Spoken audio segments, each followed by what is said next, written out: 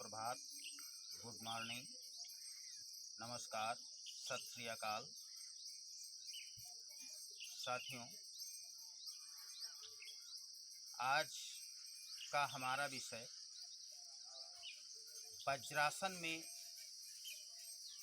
बैठने से आने वाली कठिनाइयों पर है।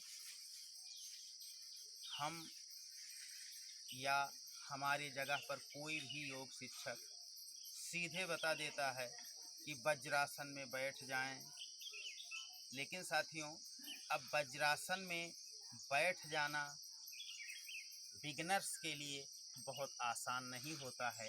जिनका अभ्यास नहीं है उनके लिए बैठना आसान नहीं होता है। और वज्रासन योग प्राणायाम के लिए इतना महत्वपूर्ण आसन है कि जहाँ तक मेरी जानकारी है, कम से कम 18-20 आसन वज्रासन में ही बैठकर होते हैं। तो ये आवश्यक भी है और कठिन भी है। और वैसे वज्रासन की बात हम करें, अगर इसकी विशेषता की बात करें, तो ये योग प्राणायाम में इकलौता आसन है कि जिसको हम खाने के बाद कर सकते हैं। और ये वज्रासन लगभग हमारे मूलाधार चक्र से लेकर और 8 चक्रों को जागृत करने में ये मदद करता है। इसलिए वज्रासन बहुत ही आवश्यक है और ये हमारे पाचन तंत्र को और रिप्रोडक्टिव सिस्टम को और डाइजेस्टिव सिस्टम को एकदम चुस्त दुरुस्त करने वाला आसन है। तो आइए, इसको करने में हमें ज़्यादा दिक्कत क्या होती है। हम पहली बात तो बैठ नहीं पाते हैं वज्रासन में, और बैठते भी हैं तो हमारे एंकल जो हैं ये दर्द करने लगते हैं। तो आइए हम आपको इसका समाधान बताते हैं कि इसकी शुरुआत कैसे करें। सबसे पहले देखिए साथियों, वज्रासन के लिए सबसे पहले कम से कम आप 2 ईंट ले लें और इन ईंटों की मदद से आप वज्रासन करें। ये देखना, ये अब ये आपका वज्रासन लग गया। प्रारंभ में आप कुछ दिन इसी तरह वज्रासन करें। 2 ईंट लें और ईंट पर बैठ जाएं और कम से कम 10 मिनट 5 मिनट प्रतिदिन सुबह शाम इसका अभ्यास करें। और जैसे ही आप 2-3 दिन, लगभग 5 दिन आप अभ्यास करेंगे, फिर इसका परिणाम क्या होगा कि लगभग ये वज्रासन आपका सिद्ध होने लगेगा।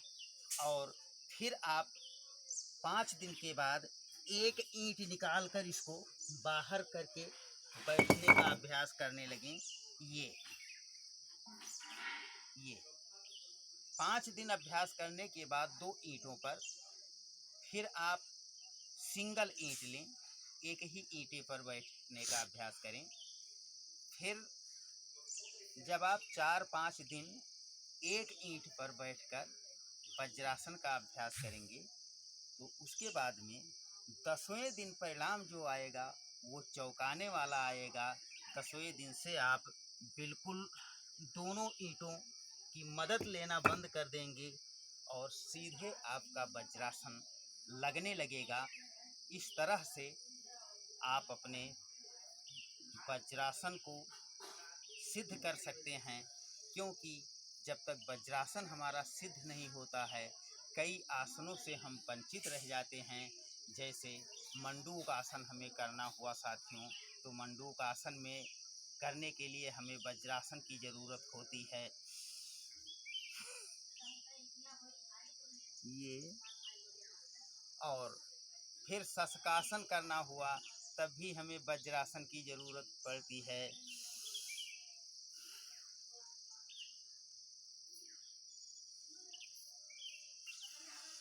और हमें चंद्रासन या अर्धचंद्रासन या उष्ट्रासन करना होता है तो भी वज्रासन की ज़रूरत पड़ती है। तो इसलिए साथियों, इस पर मैंने ज़्यादा फोकस क्यों किया, क्योंकि इसी आसन से और अन्य महत्वपूर्ण आसन सिद्ध होते हैं। तो ये समझिए कुछ खास आसनों का आधार है वज्रासन। इसलिए मैंने सोचा कि ये आपका वज्रासन सिद्ध होना चाहिए, तभी आप शुद्ध हो सकते हैं। तो साथियों, आज का हमारा ये वज्रासन सिद्ध करने का तरीका आपको कैसा लगा, और आज ही से आप प्रारंभ भी कर दें। और जब आप इसको वज्रासन को सिद्ध करके हमें कमेंट करके सूचित करेंगे तो मुझे बड़ी प्रसन्नता होगी।